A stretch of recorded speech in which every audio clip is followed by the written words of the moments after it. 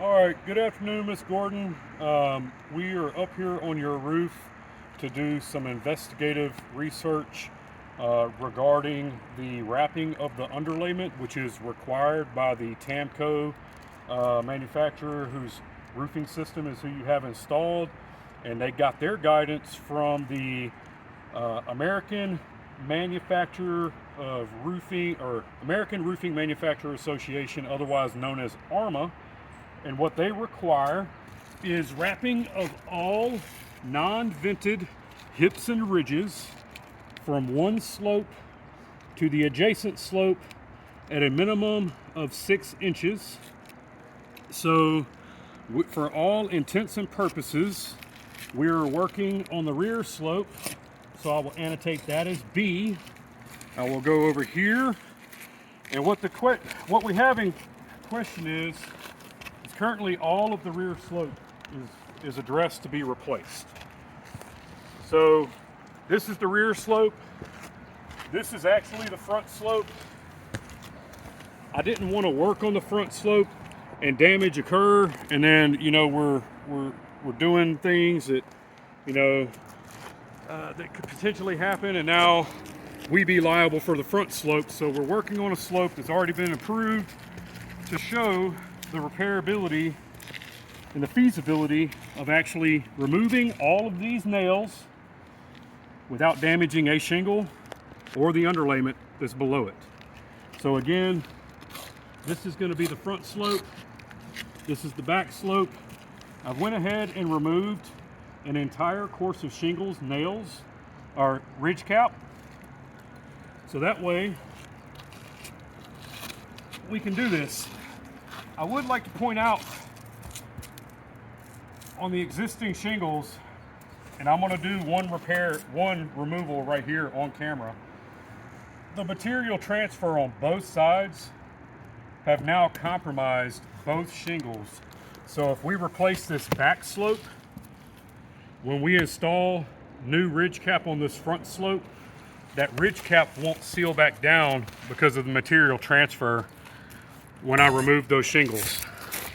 So what I will do is slide my roofing bar under this ridge cap to remove it.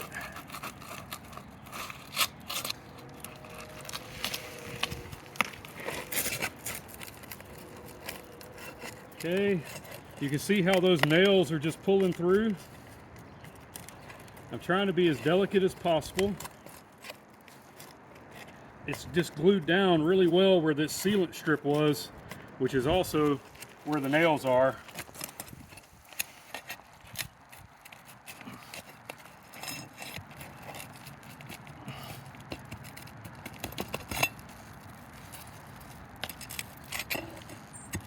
But, okay. So you can see where that sealant strip running right here on every shingle. It's just really well bonded on this shingle here. All right, so we got that removed.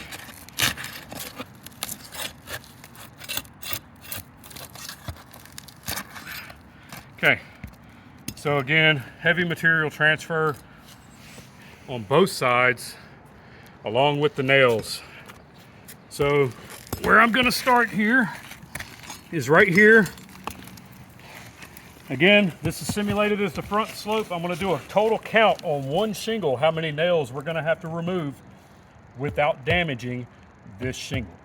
We've got 1, 2, 3, 4, 5, 6, 7, 8, 9, 10, 11, 12, 13, 14, 15, 16, 17, 18, 19, 20, 21, 22, 23, 24. So we've got 24 nails that we've got to delicately slide this roofing bar in between the roof deck, the underlayment, and the back of the shingle in order to get this nail out. The top course of nails might be kind of easy, Okay, we got one. It's these shingles down here where, can you get a little close right here?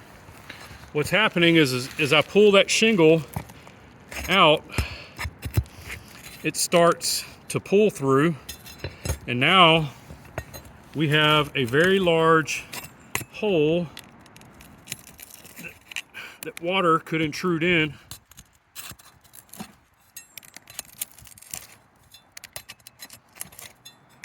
Okay, I'm gonna try to get this one now. Okay, we just had a tear right here.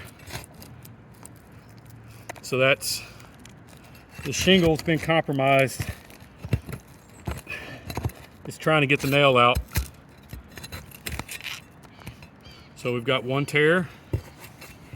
Again, another tear. These nails are really well driven into the roof deck.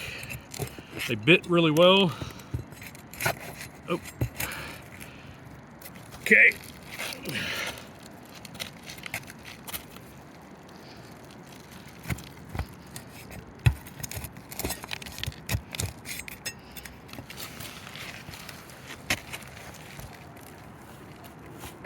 Another tear. Trying to get this nail out, and a tear there.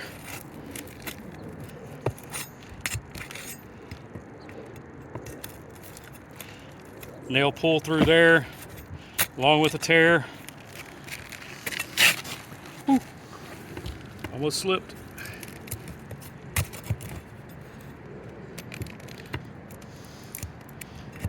Okay, again, it's the ones that are down here that are kind of challenging.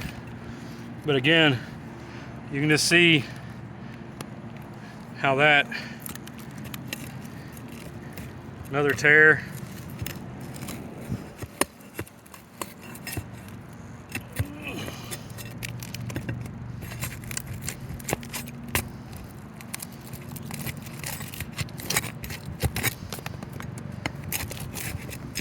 Tear.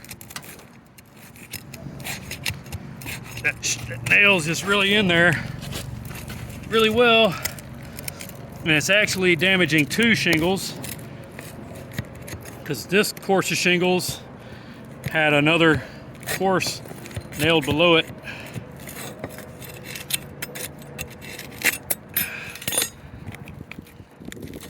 Okay, here's the termination point. Another tear.